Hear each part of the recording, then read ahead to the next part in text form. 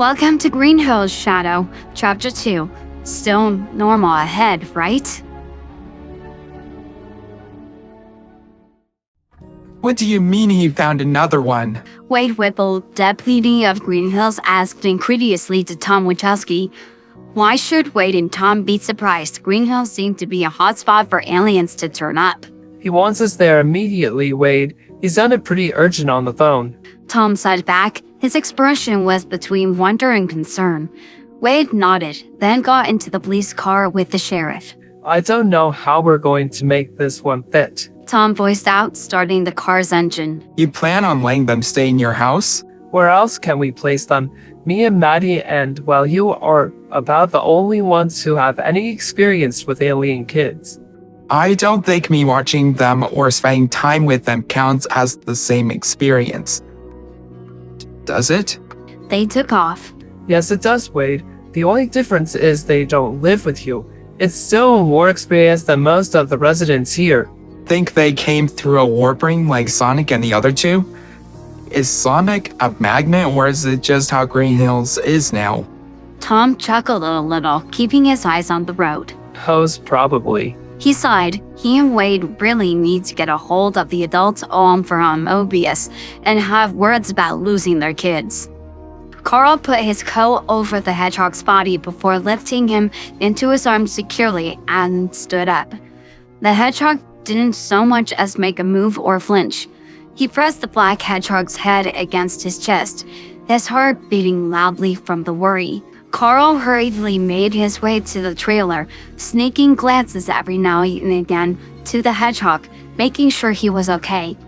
It hurt his heart, hearing his pained breathing, feeling his breath against his shirt. Careful of his own traps, he finally made it back to the trailer, using his foot to nudge the door open, and he fumbled about, still making sure he had a firm grip on the unconscious hedgehog. He finally got into his trailer and rushed on over to his couch, but his lights were still not working. That's just great. Taking a deep breath, he laid the hedgehog down gently so he wouldn't annoy any more wounds that he might have. He left the hedgehog on his couch and made his way to the light switch, flipping it off, then back on, but to no avail.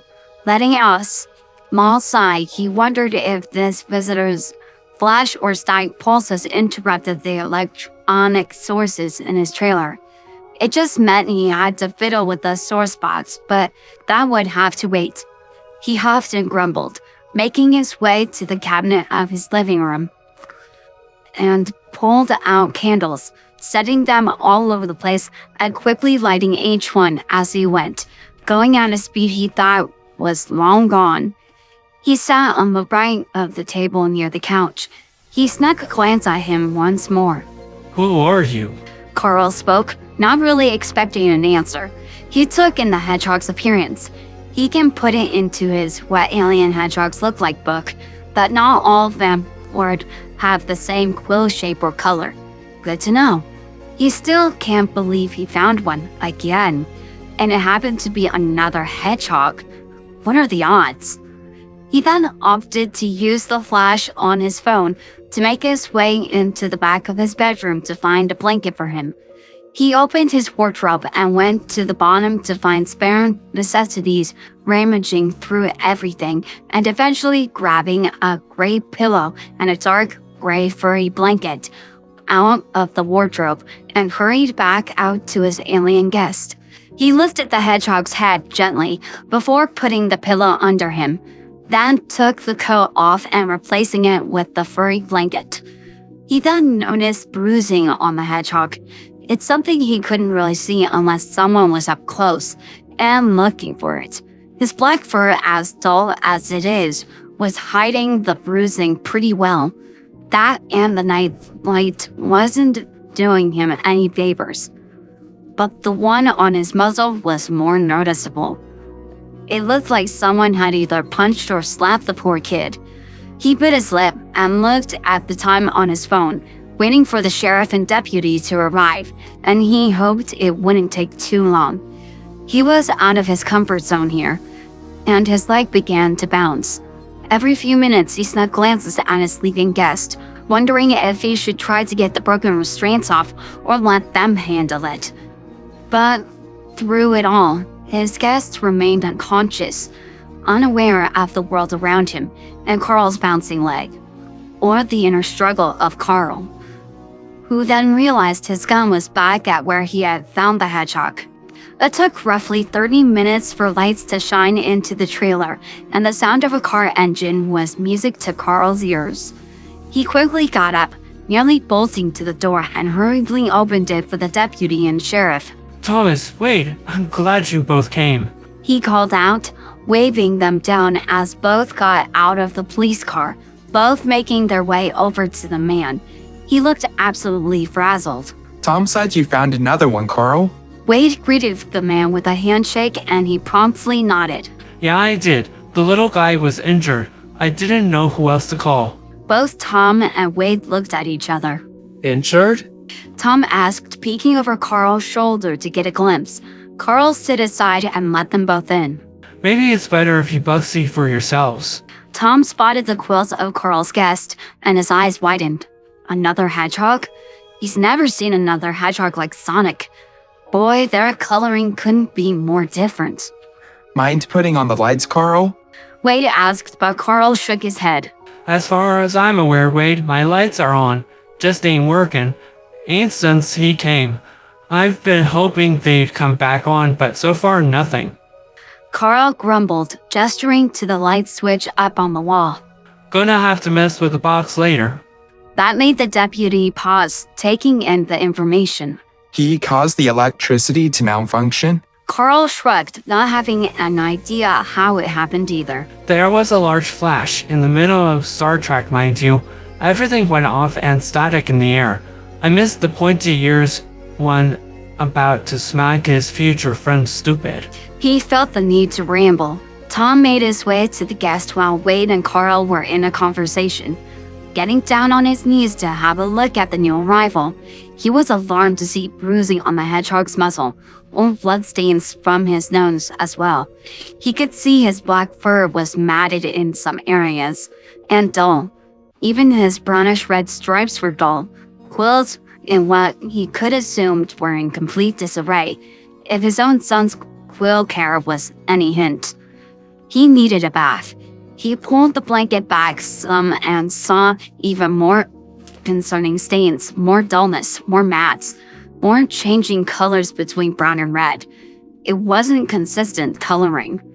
He let go of the blanket quickly, inhaling sharply, and was startled after seeing the old broken restraints on the hedgehog. Carl, what is all this? Carl looked over. That's why I needed you both urgently. Found him with all that you see right now. I told you he was injured. I've tried to keep him comfortable too. Boy is dead to the world.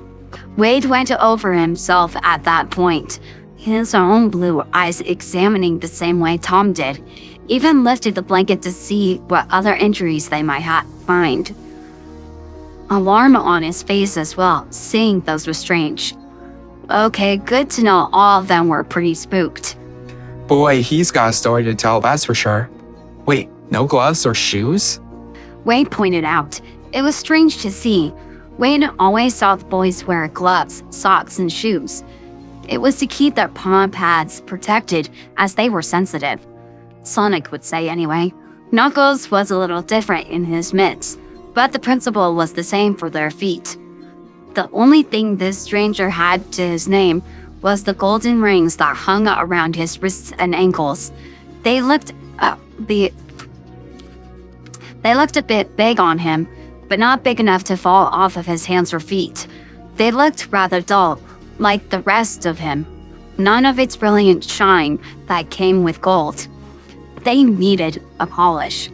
Tom took the hedgehog's hand gently, examining, feeling his pulse as well. The black hedgehog's slow, painful breaths made Tom's heart ache. Who in their right mind would do this? The hedgehog looked to be around Sonic's age, maybe a little older, but younger than Knuckles. I need to take him to Maddie. Do you mind? Tom looked at Carl, gesturing to the blanket. Carl shook his head. No, I don't. He could use some comfort and it's not getting used anyway. Tom nodded and Wade put the blanket back down on the unconscious hedgehog and lifted him up in his arms. Tom could feel he was light. His own kids weren't heavy, well, except Knuckles, but this hedgehog was a lot lighter than Sonic. Is that his ribs he felt? And that made his stomach queasy. Wade opened the door as Tom hurriedly made his way out of the trailer, holding the hedgehog close, hoping his heartbeat wasn't too loud for the kid. Both of them rushing to the car. Hey, Thomas? Tom looked back as Carl called out. You give me a call and let me know how he is? We will, Carl. Wade called back, opening the back door of the police car. Wade, I need you to be in the back with him while I drive. We don't want him waking up panicking alone in a strange place. Tom asked his deputy, who could only nod. He must be pretty concerned, Wade thought. At this point, Tom was all business. The sheriff's tone and aura he exuded. It was the emotions going and nothing would derail Tom getting this hedgehog some help. Wade sat in the back, putting his arms out to help Tom put the unconscious hedgehog in with him. The way Tom shuffled the blanket, tugging in every nook and cranny to make sure the hedgehog was covered and comfortable, it was more like a father than just an officer doing his job. They put the seatbelt on the hedgehog while Wade put his own on, and the car door shut. Tom hurriedly went into the front and started the engine, and Carl gave one last wave as they drove off. Wade pulled out his phone and absentmindedly had his other hand on the hedgehog's head gently, starting to call Maddie about the situation and wanted her at the ready to look over her new patient. Maddie? Hey, it's Wade. Me and Tom are on our way to you with a new patient. Sonic's ear twitched at the phone ringing, and he sat up to eavesdrop, wondering if it was their dad calling. He was unusually late for this time of night, and he had wondered if something had gone wrong. He heard Maddie answer the phone. Hello? Oh, hey, Wade. But the clinic isn't open at this time of night. Then she was silent. Sonic's ears went up, standing straight, and he listened. He heard the words, "There's another one of them," and it was a hedgehog. Sonic's heart began to race excitedly, and he grinned. Another hedgehog like him? He practically bounced on his beanbag chair. It gained Tails' attention, but was in the middle of playing a laid-back cozy game on their Steam Deck. Or rather, the one Tails had built himself. Sonic? Tails called out, noticing the wild look his brother was giving out. Quills stuck out like pincushions from excitement. You keep on playing Harvest Moon.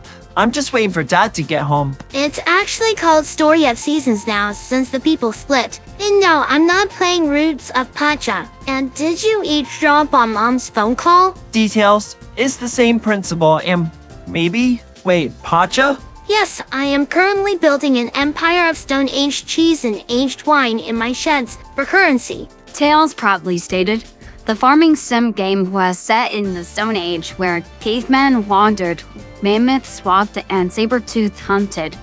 If Tails ever became a business fox in reality, he would rule the market unchallenged. I hope the sequel is called The Levers of Yzma, or The Valley of Kronk. Tails opened his mouth, then promptly closed it once his brain caught up to what Sonic had said and gave him "I hate you" look.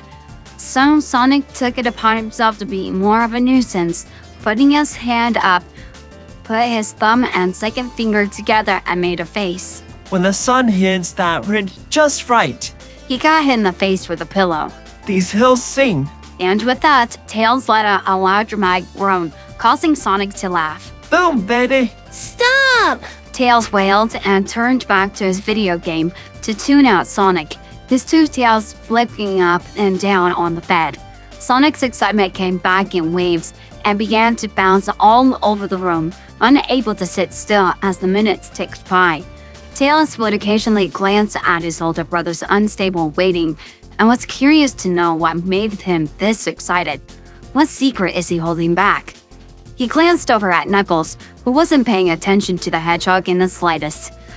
He was in deep meditation. He wondered about what happened earlier that morning.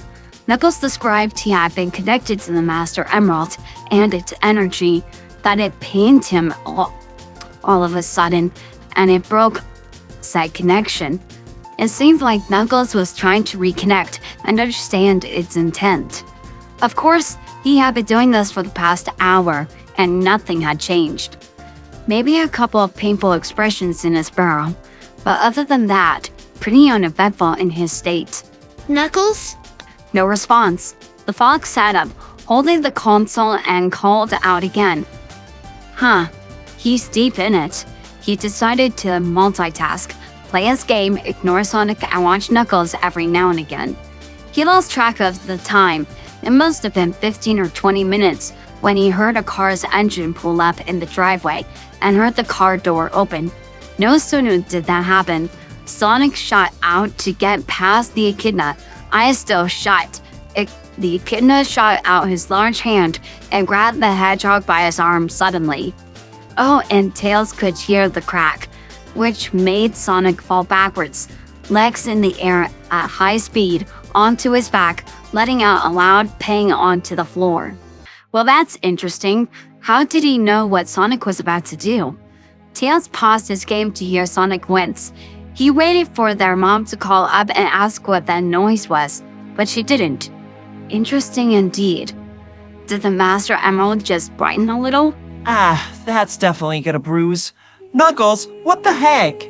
Sonic snapped, turning his head to Knuckles' still leg-crossed body in meditation, eyes firmly still closed, and a hand still on Sonic's arm, with no indication he was going to let go. Knuckles! Sonic called out, feeling the hand being a little too tight on his arm. With that, Knuckles did open his eyes and looked at the hedgehog, grip easing slightly. Tails could see his brother's purple eyes were slits for the briefest moment, turning back to the normal pupil of black that was once there. Huh. What's your problem? Nearly did my back in there. Sonic gave the echidna the most unimpressed face he could muster. Knuckles just looked at him, unfazed. You must learn to control your excitement, brother. You may have fallen down those stairs with that speed and create a new shaped hole in the floor. No, I wouldn't. What has made you this excitable anyway? Reveal your secrets. Knuckles asked, still not letting go so the blue blur didn't go barreling down the stairs yet. I think he's eavesdropped on Mom. Whose side are you on, traitor? Maybe it's new puppies or kittens being delivered at the clinic?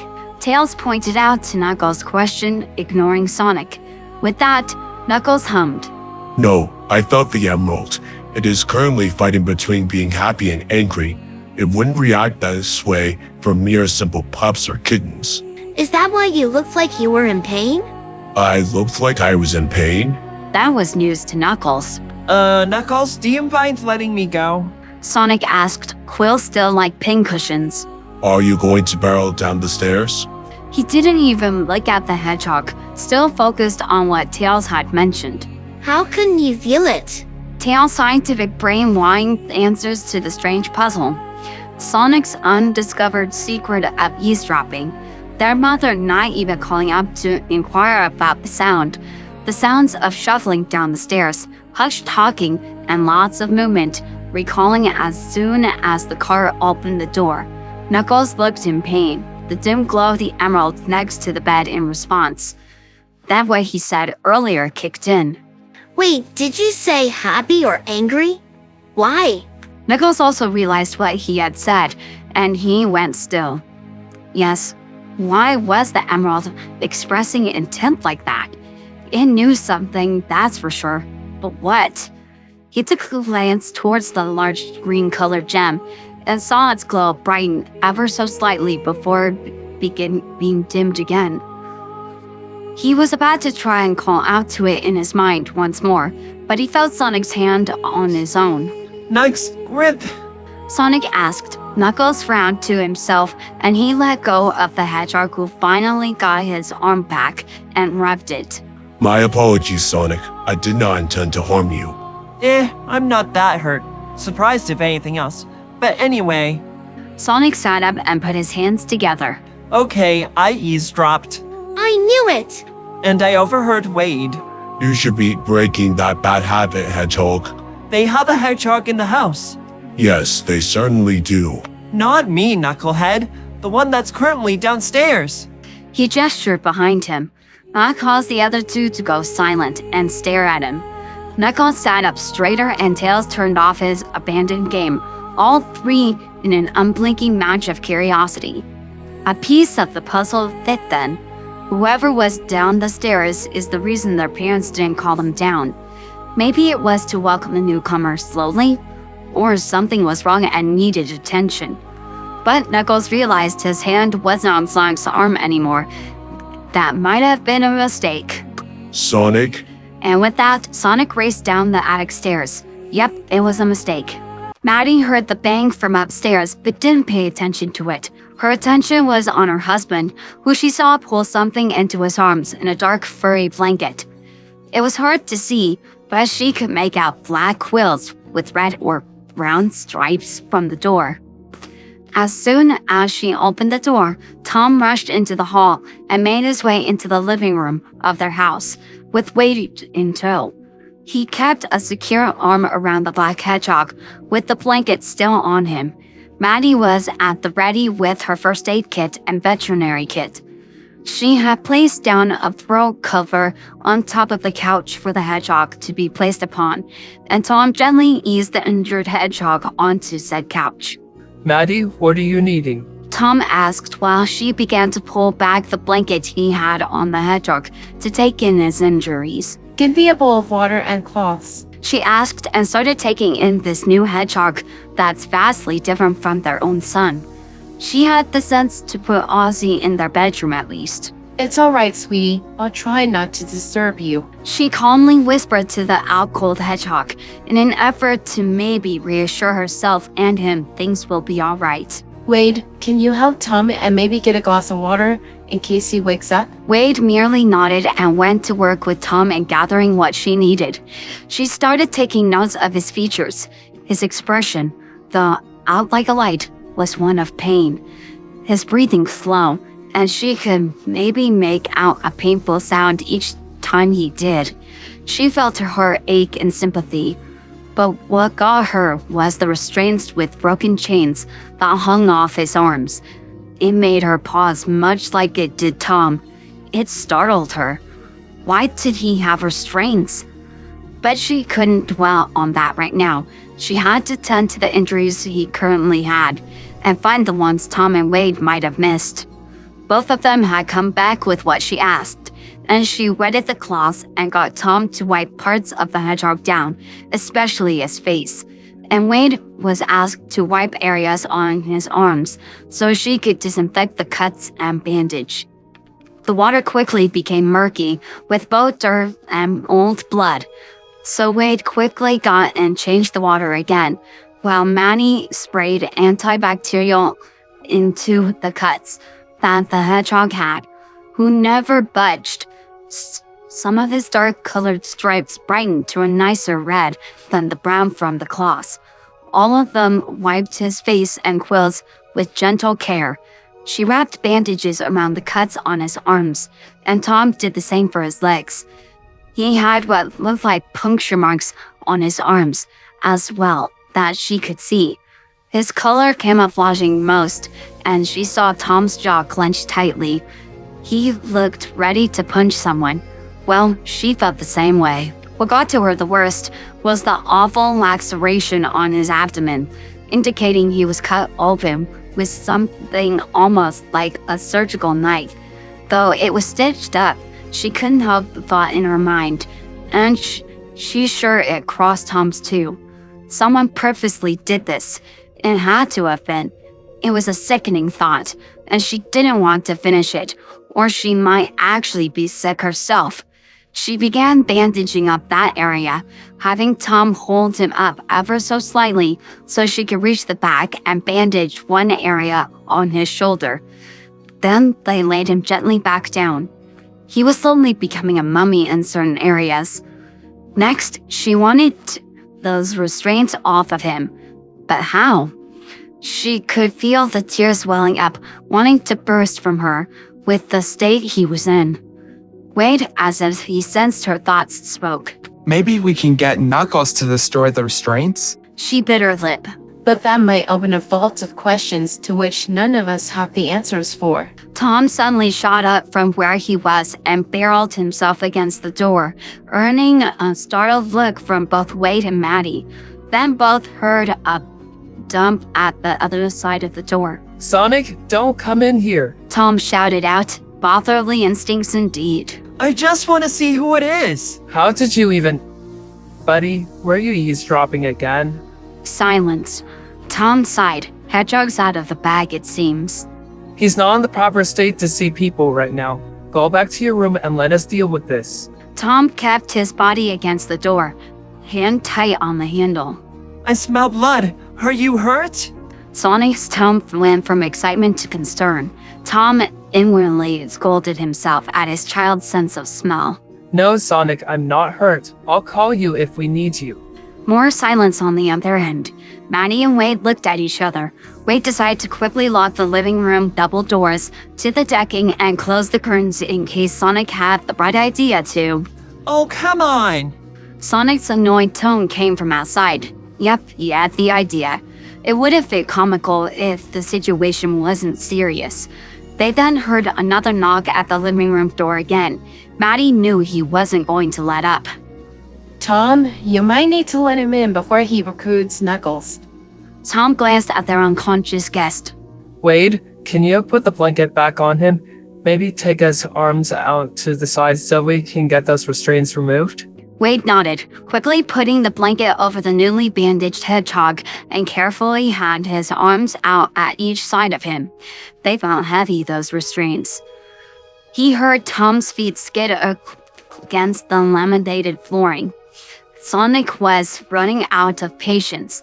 Just before Tom could open the door, he heard Knuckles come down the stairs, loud and quick to catch the hedgehog.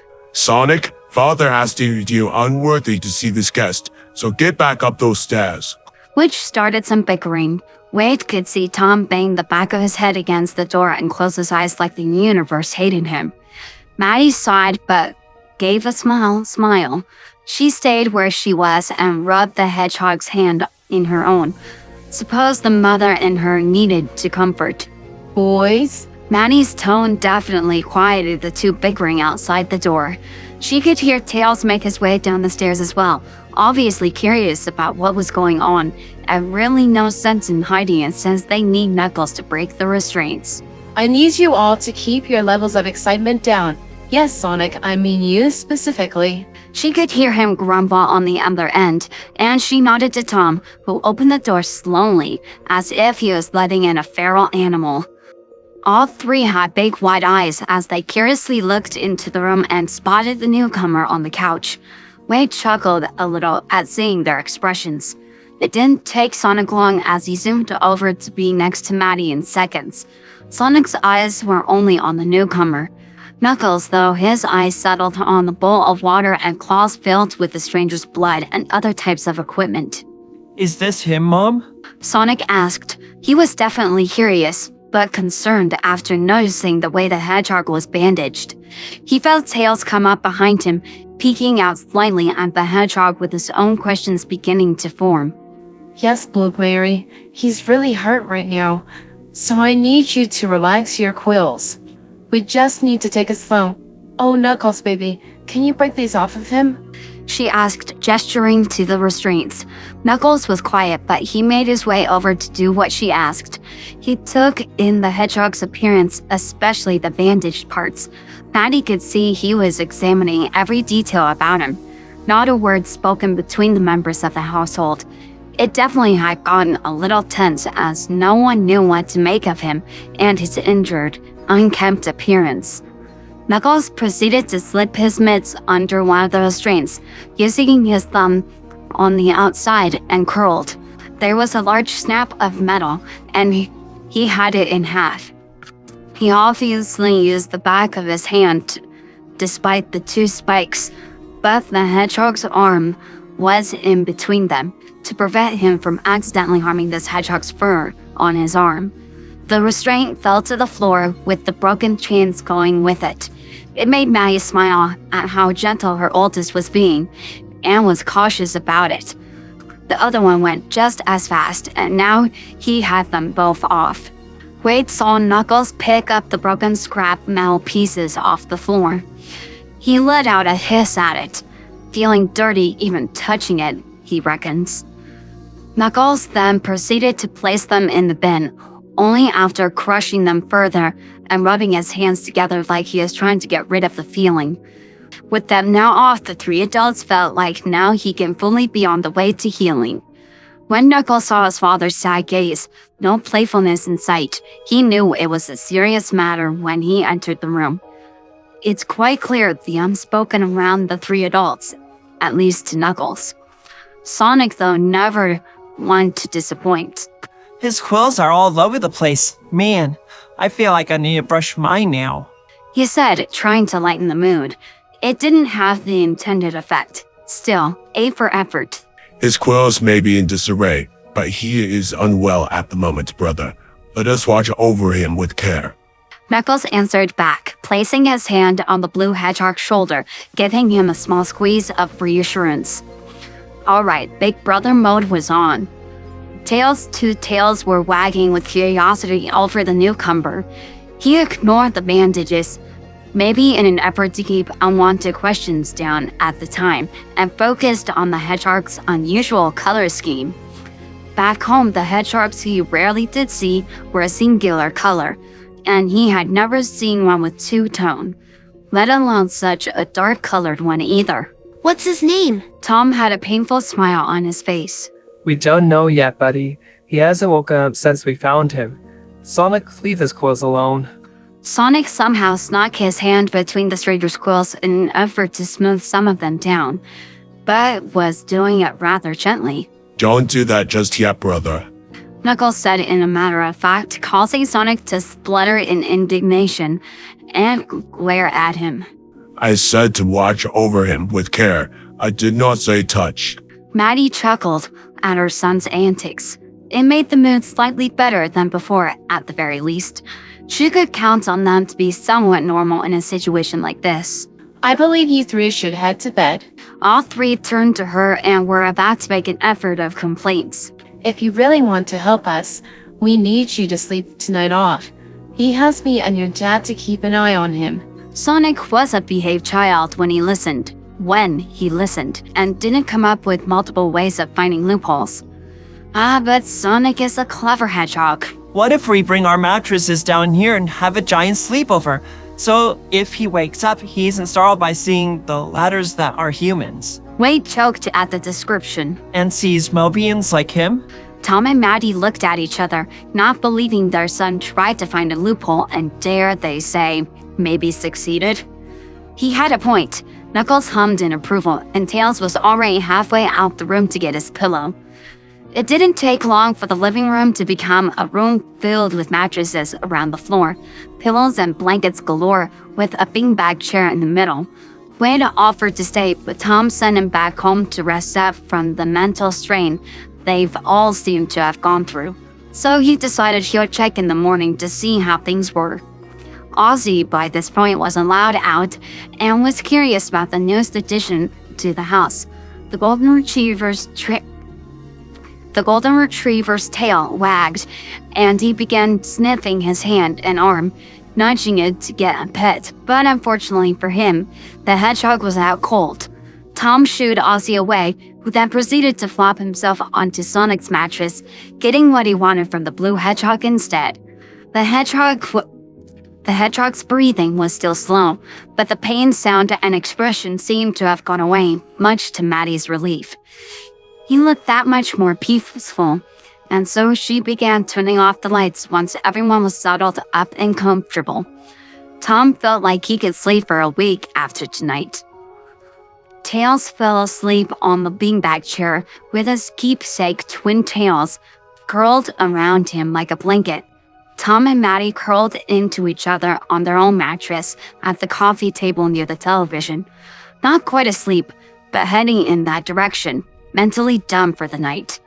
Knuckles sat at the twin doors that led outside to the decking in a guard-like state, always checking every couple of minutes on the hedgehog and listening for any signs of discomfort or awareness. Eventually, he decided to After an hour of laying himself down on his own mattress and shut his eyes to catch at least an hour or two before resuming his duty as a protector. He was a light sleeper anyway. Years of being alone and danger lurking around at any time made him able to wake up from the slightest sound.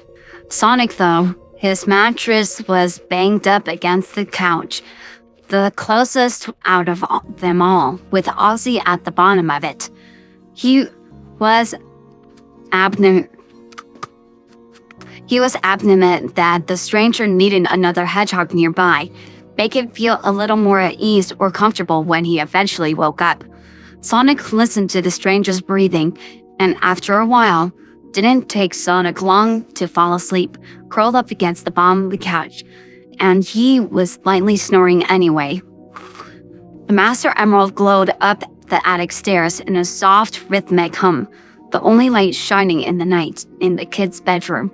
The atmosphere felt content around the emerald. It was safe, and such a feeling it sent the intent to the unconscious newcomer, easing his pain, and made the dark abyss safe. As the sun began to rise in the morning, all was quiet apart from the birds that chirped outside, welcoming another day. The light of the morning shined through the blinds and curtains of the Wachowski household. And on time, Nicole's eyes fluttered open. He must have dozed off somewhere halfway into the night. One quick glance and nothing had changed at the very least. He sat up from his position and stretched his body. He could hear Sonic snore still. He then got up from his mattress, heading over towards his sleeping brother, hands on his back, stretching still as he does so. He could see Sonic all tangled in a mess in combination of his blanket. Ozzy, mixed in between the coffee table, had moved ever so slightly from the restless movements. He looked like an overgrown starfish with those quills all over the place. He chuckled a little. He bent down slightly and moved the hedgehog's head back some onto his pillow to prevent his head from banging into the coffee table's leg. But then his eyes caught something staring at him, making his fur stand on end. He glanced at the couch to see the stranger's unnerving red ruby eyes staring at the echidna, nearly scaring the living daylights out of him.